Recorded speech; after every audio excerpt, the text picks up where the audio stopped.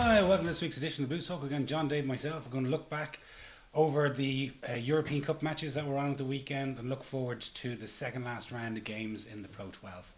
So, boys, I suppose we'll start off with the European matches. Some very, very poor attendances at both games. I mean, there was 16,000 at the one in Reading and 20,000 in Nottingham. The combined attendance from the entire weekend semi-finals wouldn't have matched one of Leinster's semi-finals from the good old days. And that's over about competitions. Yeah. It was apparently, the phrase I've heard is financial meltdown.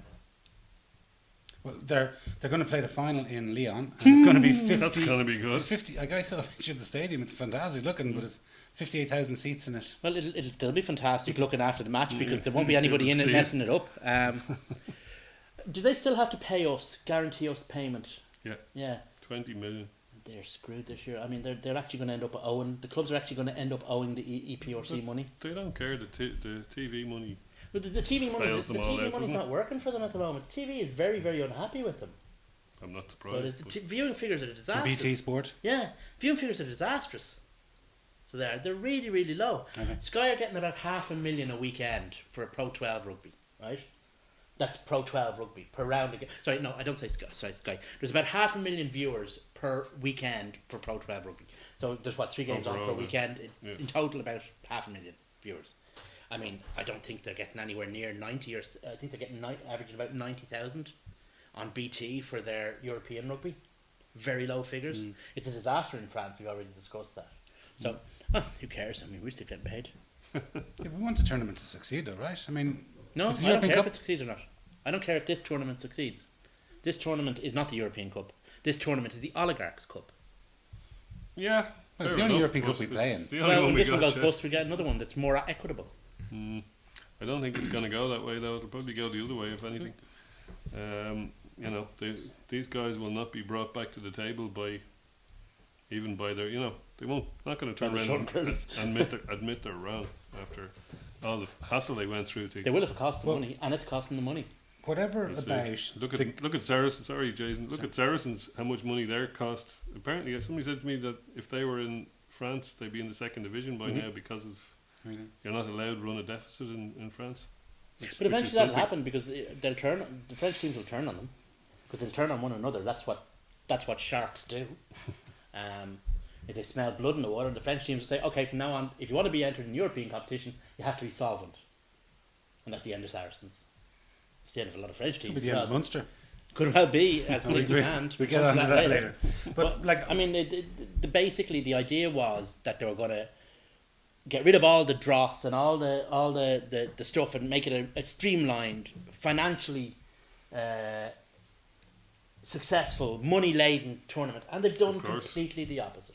Yeah. What they've done is completely the opposite. They've turned a cash cow into a carcass. well, like whatever about 16,500 people turning up in Reading, because it is a good old trek out from London, and obviously there was a French. Sorry, it wasn't actually. It was Wasps and Saracens. I think. Two Sorry, Londonish teams. Yeah. Yeah. But the match in the City Ground in Nottingham, now just for curiosity, I just put it into Google Maps to see how far from Nottingham Leicester is, from 30 Welford miles. Road. It's 27 and a half miles, and it would take, at the time that I looked, it would take 45 minutes to drive there. And 22,000 people turned up at the ground. It was like, neither grounds were 70% full. Like, that's... If Leinster were And they playing in weren't- Newbridge, but it'd be jammed. But like they weren't Twickenham, Wembley, the Aviva, very large stadiums. Like these stadiums were 20,000, 24,000 I think is Reading, 30,000 is the City Ground. They weren't ginormous. Yeah, but Leicester can fill Welford Road, which is 26,000 or 24,000 But people. the football team was playing the same day. No crossover, almost no crossover in sport Yeah, between Leicester City and there Leicester doesn't seem Tigers. to be. They seem to be a different set of fans, but you think to drive 40 minutes to see them. Whatever about. But Apparently, remember going. Racing Metro are the least. They travel the least of all the French teams. Well, there was a few of them in the stands. Like, in fairness to them. Yeah, But but I the ones with the big dollar. I remember going to watch. I think it was Leinster against Bath years ago now. It must be 10 years or so ago. The night that Stan Collymore got a bit of a kicking, I think. Was anyway, In Dublin. I remember going into the ground and just bumped into a couple of Bath fans and was chatting to them. Like, they wouldn't hold the European Cup in the same No. even though they won it, going back all those years, Mhm. they didn't, like, the prestige of it. They wanted to win their league first, and if they did well in Europe, that was great. But maybe that was Little Englander, I don't know. But Leicester took it seriously yeah, back in the day. I mean, they still are very proud of their 2 wins in the Heineken Cup. So it's not all English fans, but French are the same. The top 14 is the priority. Europe is a nicety. The other is the bread and butter. And to be fair, we should be a bit more fond of our league than we are. I mean, it has been seen. I know it's only going properly since 2003, and going 2 years earlier than that in its embryonic stages. So it hasn't really had a chance to build up a bit of steam. but the English one is only about 10 years older. Yeah, well, you could 1983. kind of Okay, trace 20 it years back older. to the 80s. Yeah. 1983. Okay, but it's not. It's not 100 and It's odd not years 100 and odd like years the old. French one. No. Like that's the tradition, and that his fellas' great grandfathers have played for the same team. But there's people whose great grandfathers have played for Leinster, Clonettley. I'm sure they represented Edinburgh districts and Glasgow districts too. The thing is, as the oligarchs will tell you, can you make money off tradition? Unless you can, they're not interested in it. Well, you can in a lot of cases, but Sometimes anyway, you can. Sometimes you can. Um, Sometimes you can't. yeah, it would be. And maybe the minds will focus a little bit more Yeah, but I mean, after this but season. wasn't it just on- shocking? I mean, like when you just look back, it was 7 years ago. I think it's this day next week or next Monday. It's the 7th anniversary of when we played against Munster in the Aviva Stadium, and Croke that Park.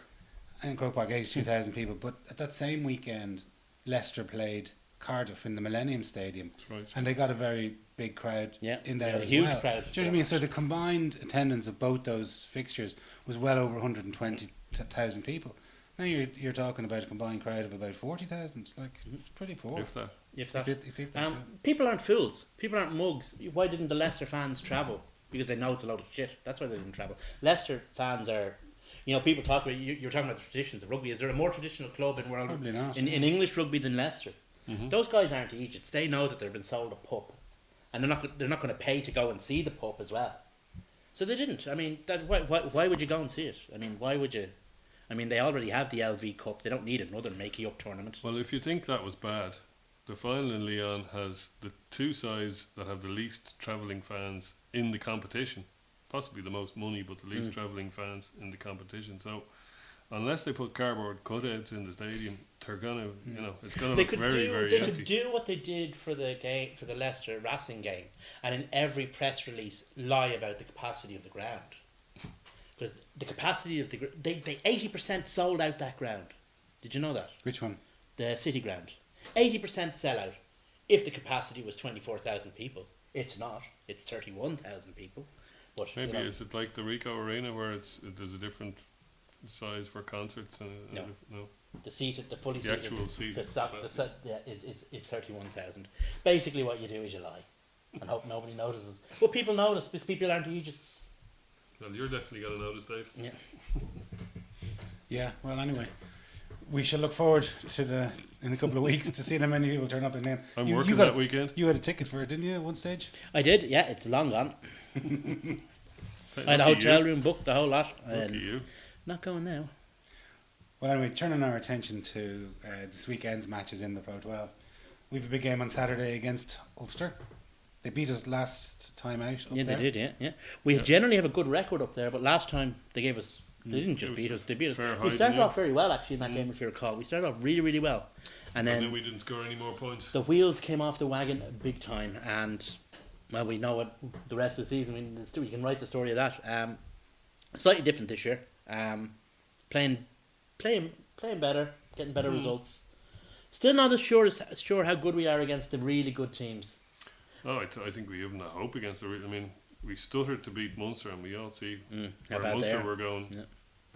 And we were lucky to beat them in Lansdowne Road. So But when we lost, if you look back on our last 4 matches, we've won the last 2, but we've lost 2 two before. prior to that.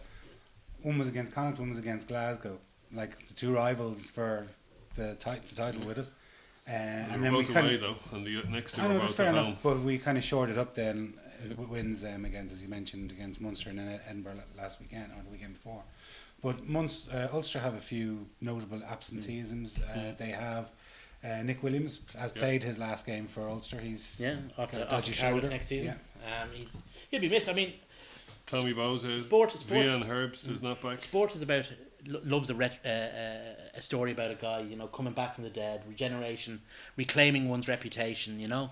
Born again, you might And say, then, and Dave. then going No. to Cardiff. But he had ruined himself. Like his reputation was after his time in Munster, just Chicken Hut. a variety Zebre after for a that. variety of reasons. But he went away to Italy and kind of got himself back on track, and then came back to Italy or back to Ireland in the form of Ulster, where he absolutely flourished. And he's been very successful. I would say if he had his own say in the matter, he wouldn't leave. I saw him in an interview Yeah. on, I think it was Against the Head, Against wasn't the it? Head, Yeah. but he kind of hinted that he didn't want to go. Yeah, and he said as soon as he's finished playing, he'll be back. So you know that's a good thing if a guy's bought into your ethos so much that he doesn't want to leave when he's finished, kind of thing. So, but in terms of this game on Saturday, I mean, he'd be a huge loss to Ulster. But in terms of this game on Saturday, he's a massive loss to them because Ulster are skinny and back row. Absolutely. And what talent they have on the pitch, they have very little backing it up. Whereas you compare the situation Leinster are in, where we have guys on the pitch, off the pitch, and guys who aren't even going to travel. That's our one significant area of strength over them. Well, our entire pack, but that in particular. I mean, we don't have that. Sean O'Brien is rumoured to be nearing fitness, so you know you could see him on the bench. But not only that, but we, apart from Fergus McFadden, we're not missing a whole lot of players. Like we've fairly full squad. Plus, If they're made available. they've been lying. Come on, they have to be made available. It's an Interpro, the second last game of the season. Well, if they're not going to be made available for that, But also, we've got them out in the long grass for the last few weeks, scheming and planning and being fed raw meat and somebody I mean, most of them went on holidays, actually. scraping the bars of their cage with their teeth and, you know, hopefully. So, all I'm saying is they've had 2 weeks at least, or if not more, to be planning this raid on Ravenhill. And it's a game, if we win the game, we're going to top the league. Yeah. Pretty much. If we don't win the game, we're in risky territory. We could end up third. You know, it's possible. So we really have to watch ourselves. What makes the Pro 12 worthwhile isn't the title or the prize money or the trophy. What makes it worthwhile is that extra home game. If you finish on top of the top two, the extra that's the money game. That's it's pure cash that isn't budgeted for. So that's the prize money really. Yeah. So if you don't get one of those, I mean, it hasn't been as successful. Even if you win it, if you win it with an away semi-final, it's actually been unsuccessful if you think about it. Yeah. So it's a must-win game for us. My only fear is the fact that we haven't had our top combinations on the pitch together at any stage, really. At all. Munster No, game no. was about the only one we were close to. Between fitness and form and Player resting. unavoidable absences through player rest, etc. We have not had a full hand to deal from all season. With the exception of Fergus McFadden now, this is the first time, if everybody is as fit as they say they are. Well, you've Mike McCarthy. Who else? Yeah. I mean, I'm struggling to think of. Mike McCarthy, Fergus McFadden, Jack Conan. That's pretty much it, isn't Is it? Marty Moore back? Marty Moore's Marty- close He to. played last weekend. He played AL, so... Played for Lansdowne. Like I'm saying, if everyone who we're told is back, then apart from those guys we just mentioned, we have a full hand to deal from pretty much the first time part of the season. And we're in a way we're lucky because whatever about Mike being away and he's been brilliant. Mick Carney and Ross Maloney have come through this season and have been superb, absolutely superb. Yeah, well, Mick Carney didn't get a go until during the Six Nations, and he looks Yeah, he looks like the real thing. He looks like he could be playing for us for years, and So much so indeed that when he was Kicking signed, some we were ass. quite pleased that Hayden Triggs had signed because he was kind of grizzled New Zealand Maori experienced kind of guy. But you look at what Mick Carney brings to the team, and I'm not saying this is a downer on Triggs, but more as a praise on Carney, just that extra he has. I think because Ulster aren't bad in the second row. no, it's their area of It's strength area in the of pack.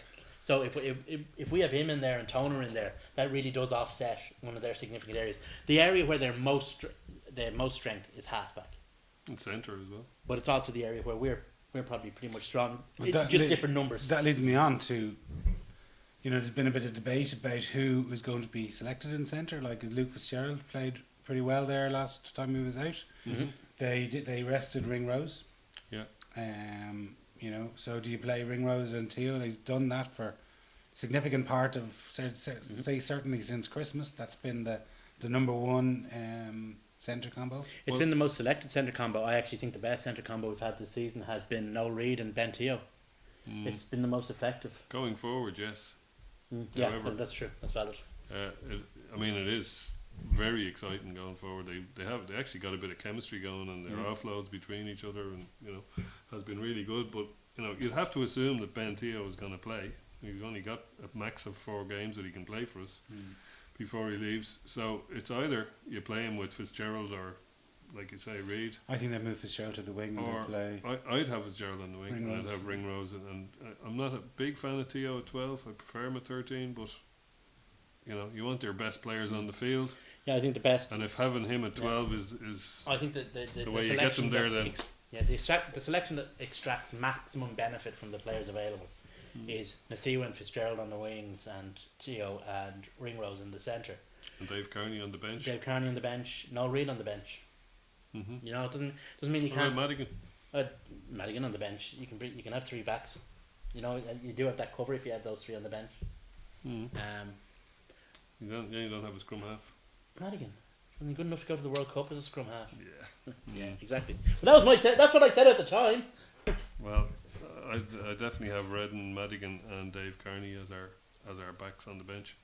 But sure, we'll see. They've surprised us before. Yeah. Quite regularly. It's not always in a good way. It'll hopefully now, because with everyone fit and looking like they're in form and on the pitch, make a big difference. I mean, Sean has always played well against Ulster, and he's always played well on his first game back. If you think about it, if you think about how he played against Munster, that was his first game back as well after being out, and he was superb that day. So hopefully, It's absolutely crucial we get this win, because all of the other challengers in the top 3 have an Italian team. Yeah. So they kind of negate what we thought. We're in the clover there, getting a 5-pointer. In our last game, Connacht have Treviso as well, and Glasgow have Zebre in the as one of their couple of last games. So Well, if we can beat Ulster, we'll probably end up second after the weekend, because the 2 of them are getting 5-pointers, and that'll put Glasgow a point behind us and Connacht a point ahead. But then we've got Treviso to come, so you'd have to think because they're playing each other. So you'd have to think we'll be top of the league no matter what happens, unless Connacht go mental and spank them by foot. No, even if they do that, we'll still be ahead of them on wins. So if they're a point ahead of us and they get 5 points and we get 5 points on the last day, sorry, you're right, Dave. I mean, If they win, Yeah. they'll need a 5-pointer yeah, to that's do yeah, it. no, Yeah. they'd have to win by a bonus point to So we're not mathematically To be honest, safe on top of the league, but I'd like to finish top of the league just for the optics of it. It's the home semi-final is the important thing. I'd I like, think- I'd like depends to who you finish get. top of the league I don't so as think we can play I- Ulster or I think Scarlets. once you're into this thing, it doesn't matter who you get. But you're gonna have to beat the team that beat the team anyway. Yeah, but I'd rather get to the final and not win it than not get to the final. Yeah, once you have the home semi, I don't care. I think Okay. I think we can beat anyone. I think we're talking about agree. attendances at the European matches. I would imagine Pro 12 rugby or whatever they're called would be desperately wanting Glasgow to make it into the final, so that there's Yeah. a Scottish Oh, yeah. presence in Murrayfield. Well, I've been hotel booked for the. think we all have. Anyway. Funny enough, we were talking about attendances. Judgment Day is selling very well in Wales. Nearly sold out. 52,000 went to it last year.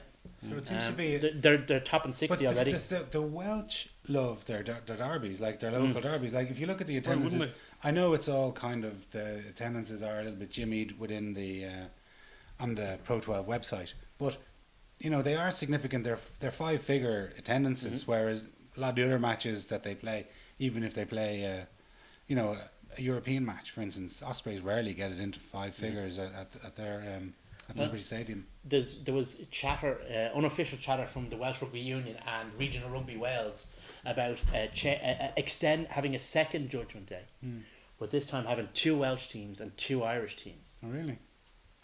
That'd be interesting. That'd be nice, wouldn't it? I think I'd love to see it in Cardiff. They're not I'd sure go about to that. Cardiff. They're maybe talking the Liberty as a toe in the water Right, yeah. exercise, because you only have to sell 20,000 odd there.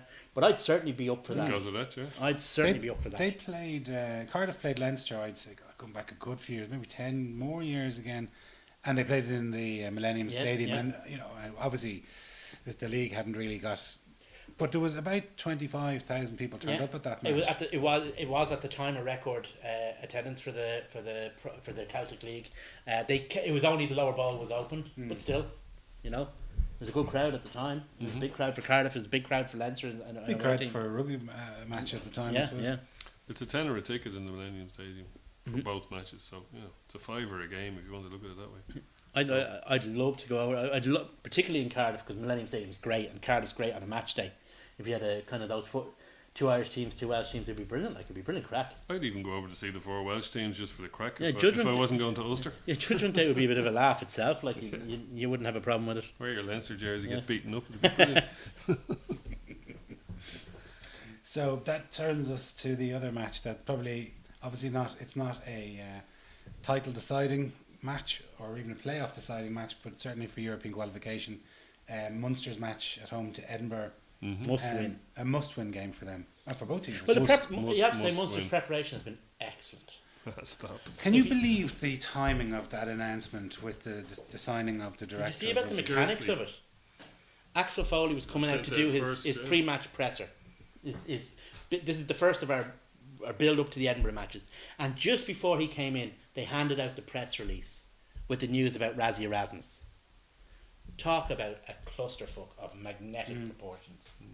I mean, it was So just a disaster. all the players are chatting. CJ, what's he like? What's he going to be like? Is he a tough hard master? So they're slightly distracted. Axel is thinking, Jesus, what the hell's going on here in this? Then you've got all his backroom boys, Flannery, and obviously O'Driscoll's going, but there's still Brian Walsh is going. There's a couple of other lads back in the back room that are unsure about there. The only one who's in any way unsure is Jerry Flannery. Everyone else is gone. Mick O'Driscoll's going to Walsh look gone? after his. It's been well known in Munster for the last couple of months that Walsh is going back to work back to work in the bank. The only one who's going to be around, the only one that they have a chance to fire is Jerry Flannery, because the rest are gone. Right. I didn't know. Well, the talk was in the press that Walsh and Flannery were the two still Walsh is gone. going, but he's definitely gone. Um, Okay. It's been a disaster. If they could have mismanaged this process anymore, I don't know how they could have done it, unless they could have had, like, I don't know, Axel Foley naked at the presser or something. I don't know. I feel sorry for poor Al Axel. Like, Well, you I know, do. I I know tell you, he's a I- bit of a scary lad, but like, I the don't- guy I they're don't- bringing in, right, is a Springbok back rower, right? Axel Foley, as we know, is an Ireland and Munster back rower. So, in terms of who's going to be forwards coach or what's going, you know what I mean? I mean, if the guy was a backs coach, you could at least see a But bit it's of a okay. marriage. It's okay. He should happening be there. okay as defence coach. Oh wait, what's that? Your man's best mate is a defence coach. There you go. The thing is, So- like, I don't know Axel Foley as a person. I've no idea. I've never had a conversation with the guy, so I don't know. I can't speak for. Don't have that high opinion of him as a coach, right? But Great player. the guy played over 200 times for Munster. And even if he played over 200 times for Munster in a really unsuccessful Munster team and never earned anything, that in and of itself would deserve respect. The fact that he was perhaps the brains behind their most successful period, the on-pitch brains behind their most successful period, he deserves more than this. He deserves Yeah. better than this. This is a shambolic and shoddy way to treat a man. Now, I know that the Munster have always believed in this kind of, don't give the jersey off anything your to back. anybody easy, take it yourself. The politics have always been quite vicious in Munster rugby, but the guy deserves better than this. Yeah, I don't know, agree. that's... I agree. Yeah, well, it's funny. Like, this is probably the most unsuccessful season in the professional era. For Munster. Well, one of them, right? Yeah, Yeah. yeah. You know, normally- they normally didn't make get it out of the group, Yeah. Yeah. unlike ourselves. However, we're We currently at top least of the have league. the league to They're salvage, seventh in yeah. the league. They're struggling for European qualification. Didn't But they make it out of the group last year? Yeah, they they just did, didn't yeah, get any yeah, further. yeah. But the quarterfinal. we sacked our coach last year. We didn't accept that failure, that level of, God, look how far. And even though we got to extra time in the European Cup semi-final. We sacked our coach because there's certain standards within Leinster. The powers that be on the board, management board decided it wasn't good enough, and they got rid of him. Rightly or wrongly, they got rid of him. In Munster, they've given Foley another year. Well, this is another kind of piece of brilliant business acumen from Munster Rugby. They didn't give him a year. When he signed his contract, the option for the extra year was his to take, not theirs to offer. Yeah, but So they didn't have a choice. If they didn't want him to take that extra year, they would have had to sack him and pay him for that year. well, that might end up happening. It's going to happen. I think that's going to happen anyway. I think I think they've. He might. I think they have, to all intents and purposes, constructively dismissed the guy, Yeah. and I think they'll end up paying for it. Yeah. But he's such a Munster guy. It's probably not, he's probably not his way. He probably not what. Remains to be seen how himself and Erasmus get on. Well, that's the thing. I mean, But they it's could end up. humiliating. They could Because- end up in a bromance for all we know. But the only thing is, Yeah, but they're his- both headstrong guys. They both but, have like, there's not many strong coaching jobs will. around, right? Mhm. You've seen, like, say, Eddie O'Sullivan struggled for a long time to get Yeah. A gainful berth. employment. Declan Kidney didn't even struggle. Well, he walked away and just walked into a walked away. different role. Yeah. Then you also had, say, Mick Bradley. Now he went to Edinburgh, but it took him a while to get There's that a gig in rumour that Edinburgh. Mick Bradley is going to be the Pax coach next year. I think that rumor always comes up whenever there's a coaching job in Ireland. But my Probably point right. being that it's difficult. Like if you've had a bit of an unsuccessful tenure in your last show, it's very difficult to get back into it. And It to get actually- another. It's not like the Brian Robsons who seem to be. Yeah. No matter how many times he had managed a team to struggling above relegation, he was always in the frame for the next job vacancy. It doesn't even matter how successful or unsuccessful you are, it's how the perception of it is. Mm. For example, Eddie O'Sullivan was a very successful coach. He was Ireland's most successful coach up until Joe Yeah. Schmidt. Mm. Certainly in terms of wins and in terms of, turning the culture of the rugby in Ireland around, but he still couldn't get arrested, or he still found it very difficult to get arrested. Declan Kidney won a Grand Slam. The holy grail of Northern Hemisphere rugby in general and Irish rugby in particular. And he still found it. He did not retire with his reputation intact. It's very, very difficult. It's very difficult to leave the stage to bouquets in sport. Of course. Yeah, Very rare too. So I think I think that Foley he might need to make this work this last year if he wants to remain Continue in coaching. To coaching. show his professionalism, etc. Well, to show that I've something to Like learn something as well. Yeah. But if he throws his toys out of the cot now and says I can't work under this and walks away, what realistically other option is he in the professional game? He could obviously go back and coach Shannon or whatever other club, a small AIL club. But He could take over Young Munster from David Corkery. But how would he get back into the professional game? No, that's it, yeah. And so he's got to make this work, regardless of whether, he just uses it as a year to say, well, look, I can work as an assistant coach or a line-out specialist or whatever he's going to do, rather than as a head coach. Well, you don't know. I mean, we don't know how this whole thing will be sold in the media. I mean, he has a lot of friends Hasn't in the been media. sold very well. Hasn't been sold very. Yes. Yeah, well, he hasn't. He has a lot of friends in the media, on air friends, if you like. Yeah. They got him the job in the first place. But it's not just the guys in the media, Dave. It was the whole network of former players. Oh yeah. Who were at every turn undermining Penny. Mm-hmm. And saying, wasn't the Munster way, this isn't the way we do things here, we don't play with, we don't... Imagination. Don't put Run the giraffes ball. on the wing. Well, all that. And then we have the, his best mate, Woody, coming out and having a fierce go at, it's a disgrace that there's no Irish coach coaching within the professional game in Ireland. And Actually, I'll be interested to hear Woody next time he's on. yeah, but they News won't be talk asked that about, question. No, they'll get the soft ride. We'll see. It'll be interesting to see if he does stay in within the Munster organisation. Does he do the same thing again? Will the same thing happen?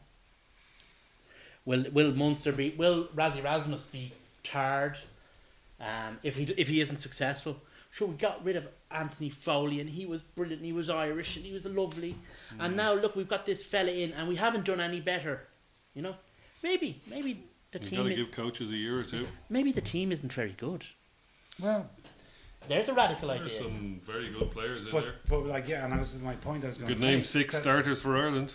and that's the whole thing. Like if you go to most other clubs within, say in France or in England, you're not going to have many more than 4 or 5 internationals playing for them. Like if you took over Sale, if you took over Bristol or Gloucester, do you know what I mean? There's only a handful of internationals in those teams of players of the same quality of Murray, Stander, Zebo, Zebo, Earls, you know. all the boys. Donnacha Ryan, who I believe is out. After the rest of the season. His own player knocked him out, wasn't it? So it was Earls knocked him out. Yeah. It's just unfortunate. It's one of those unfortunate accidents. Look, the thing with, for leaving all that aside, Foley has to prepare the team.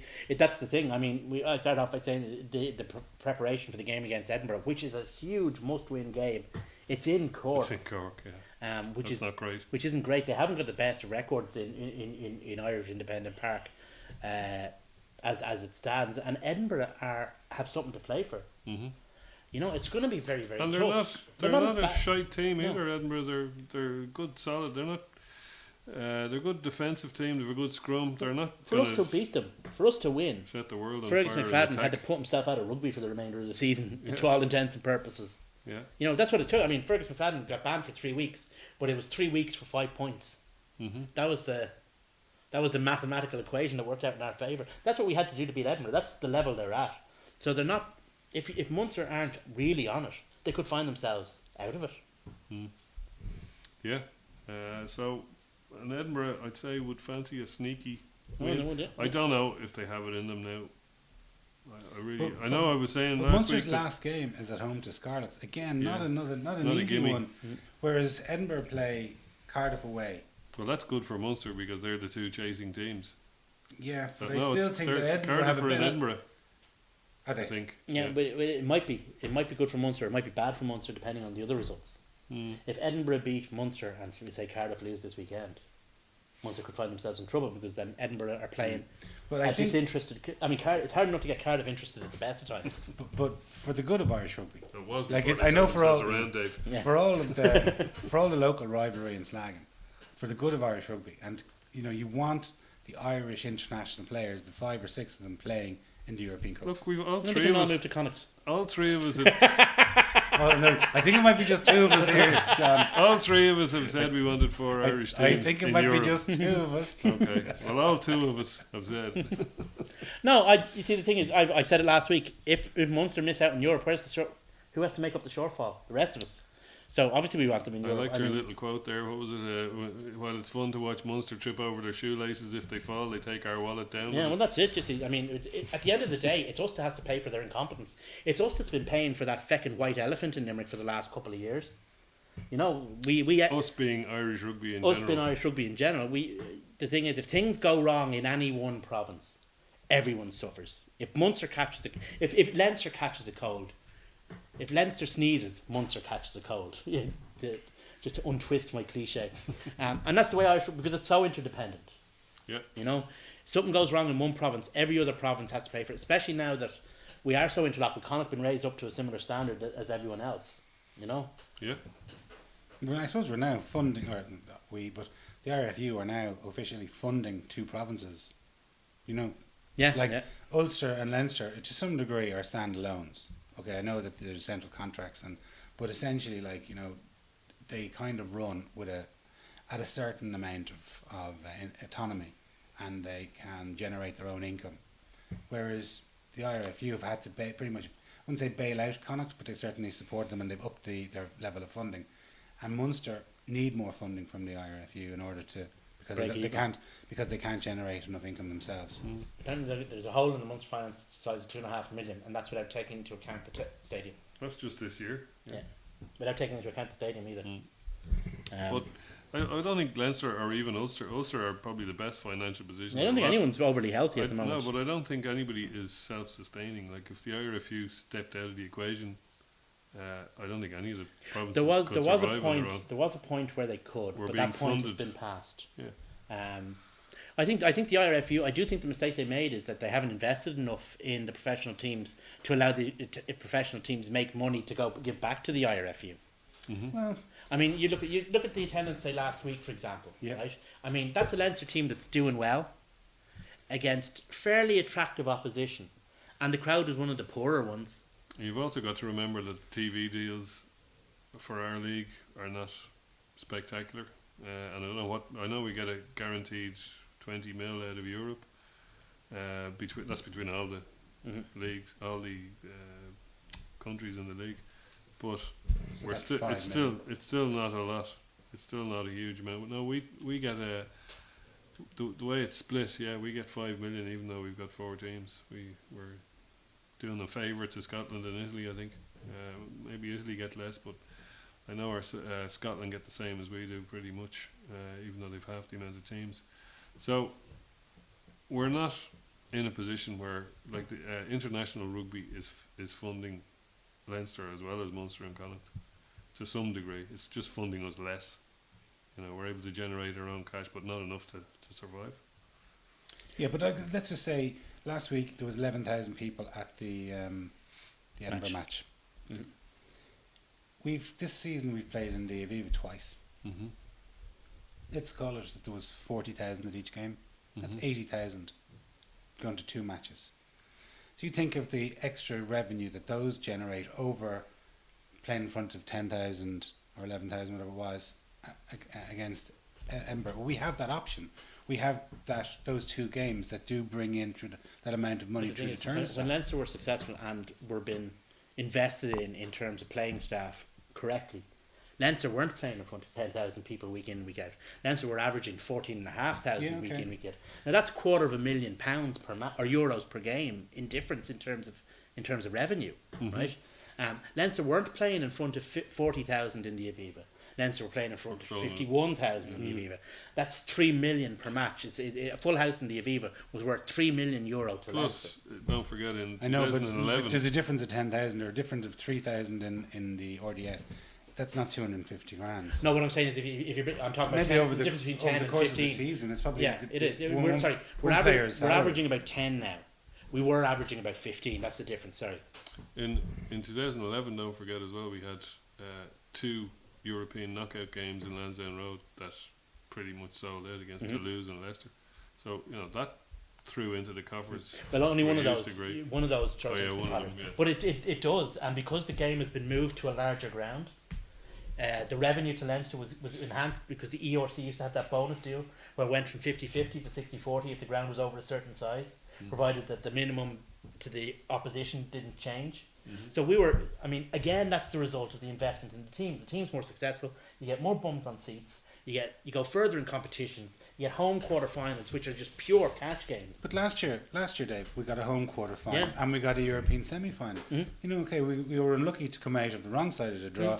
We played in Marseille against Toulon. So, like, you know, we had a poor season this year. We had a poor last year. We had a poor season in Europe this year because they had the World Cup and we had a shit draw because of our Sixth place finish. finish Or fifth place finish, or in the Pro 12 last season. Like, that's the reason for it.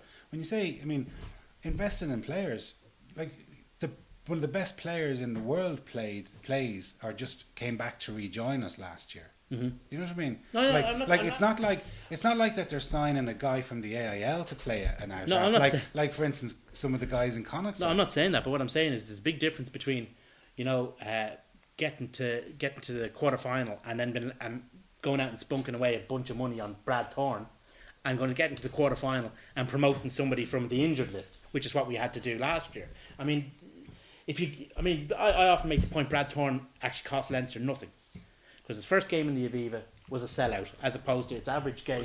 Game in the RDS, yeah. Sorry, in against the the Ospreys. RDS. And so against the Driscoll Ospreys. came back as well that day. O'Driscoll has often played against Ospreys in the RDS and has often come back that day, and we still only averaged 14,000. I checked the numbers. Yeah, I think he Brad- played for himself in the one game. Brad Thorne put an extra 4,000 on the gate. It's as simple as that.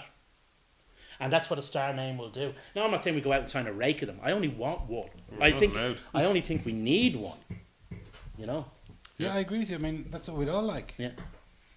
I don't want loads of foreign players playing for Leinster. I don't want loads of non-Irish qualified players playing for Leinster. I want Leinster to be in the main and in the vast majority a team that's going to end up available for the Irish coach to select.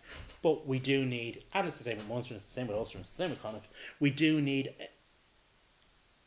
fewer but higher quality signings. Yeah, well, it's a no-brainer when you make the point well with Brad Thorne paying for himself. I mean, that's what star signings do. If you get a name big enough that everyone knows, everyone will bloody go and see him. You'll get your money back pretty quickly. But unfortunately, it's not the money that's the issue. Did you go and watch Lottie Curie play? I did. But did it bring more people through the turnstile?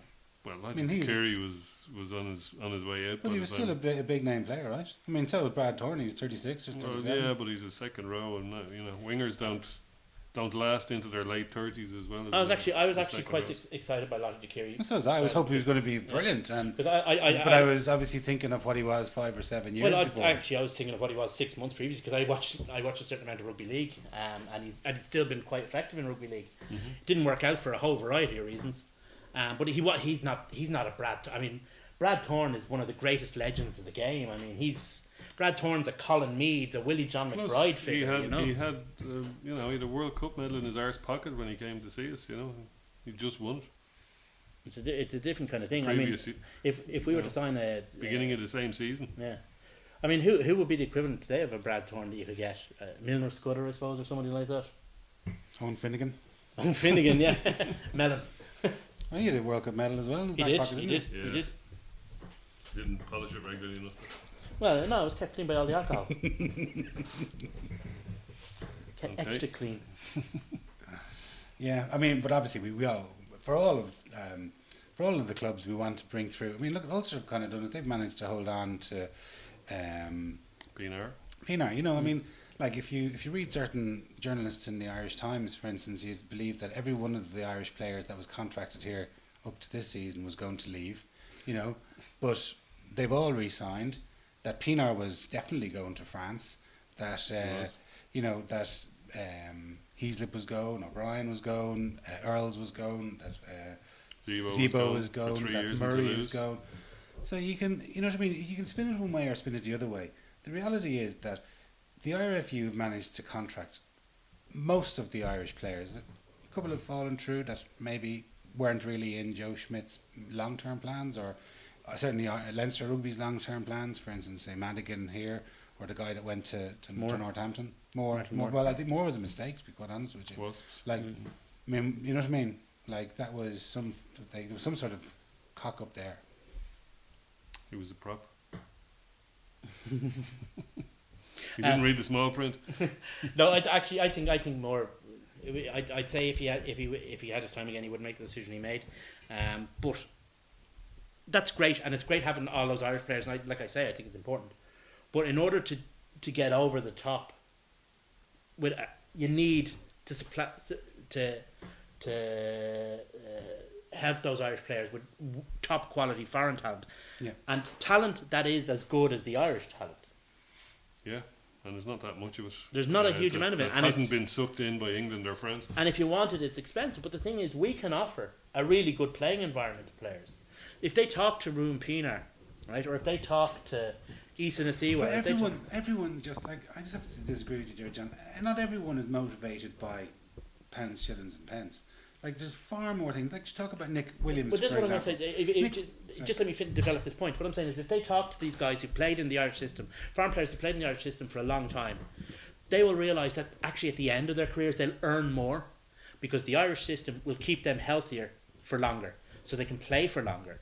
And it'll also offer them a better lifestyle than they'll get in France, because they won't be flogged, they won't constantly be injured, they'll actually get really good professional training, and they'll get to be part of something. Well, look at Martin Castro. Do you think he feels part of Paris? He's fecked off to bleeding Las Vegas.